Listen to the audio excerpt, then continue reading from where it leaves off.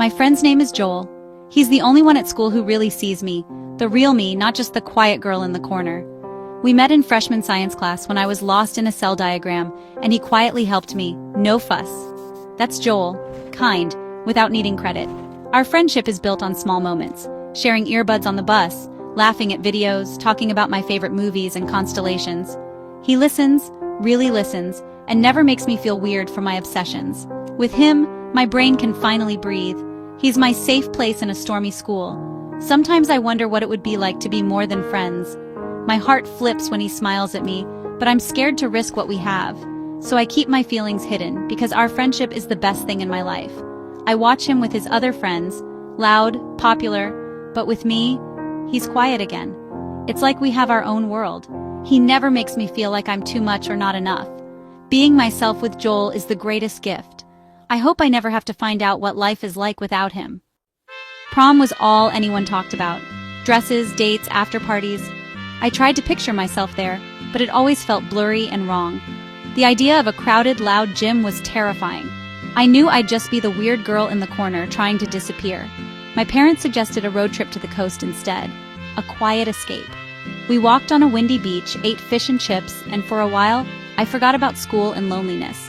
But even there, I felt a deep ache. I saw a couple laughing by the waves and thought of Joel. Did he go to the dance? Did he have fun? The thought stung. I was safe from judgment, but far from the one person I wanted to be with. I was safe, but also painfully alone. The world kept spinning without me, and I wondered if anyone noticed I was gone. I tried to convince myself I didn't care, but the truth was, I did. I missed Joel more than I missed the dance. I wondered if he missed me too. The ocean was calm, but inside I was anything but. Sometimes being safe isn't the same as being happy. Back at school, prom was all anyone talked about. I felt invisible and exposed at the same time. Jessica whispered, "She didn't even go to prom," just loud enough for me to hear. "Who would ask her?" Her friend giggled. Their laughter stung. I wanted to defend myself, but the words stuck in my throat. In class, a boy threw paper at me and mouthed, "Weirdo." I stared at my textbook, fighting tears. It's the feeling of being on the outside, looking in. Later, Joel asked if I had a good weekend. I just nodded, too afraid to tell him the truth. I wanted to ask if he missed me, but I couldn't. The distance between us felt wider than ever. Being autistic in high school is like playing a game where you don't know the rules. Everyone else moves so easily, laughing in big groups. I study them, practice conversations, but it always comes out wrong. The world is too loud. Bells, lights, smells. Everything is overwhelming. By the end of the day, I'm exhausted and just want to be alone.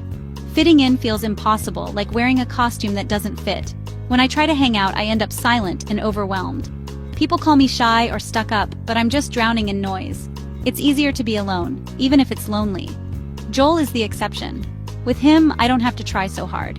He understands my silences and never pushes me to be normal. He accepts me as I am.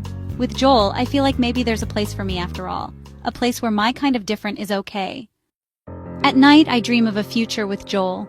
We're older, out in the world, together in a small apartment filled with books and sunlight. There are no bullies, no loud bells, just peace. Sometimes I imagine us getting married, something simple and quiet. In these dreams, I'm not scared or overwhelmed. I'm just happy.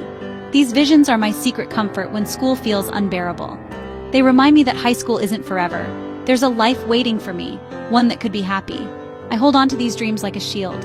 Sometimes I pray about it, asking for a sign that things will get better. I ask for strength to get through each day. These dreams and prayers are my thread of hope. They help me believe that things can change. Even if it's just a dream, it's enough to keep me going.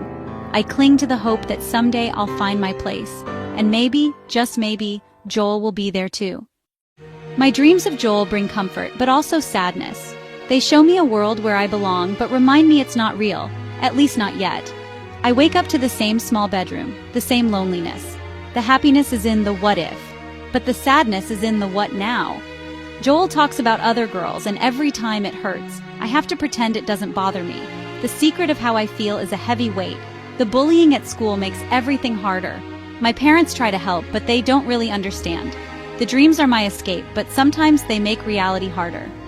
I'm terrified of what people would say if they knew, so I keep it all inside where it's safe but heavy. I can't keep this all inside anymore. The silence is too loud. The secret's too heavy. I need to tell someone, but I can't risk losing Joel or worrying my parents. So I write it all down, my feelings, the bullying, the loneliness, the hope.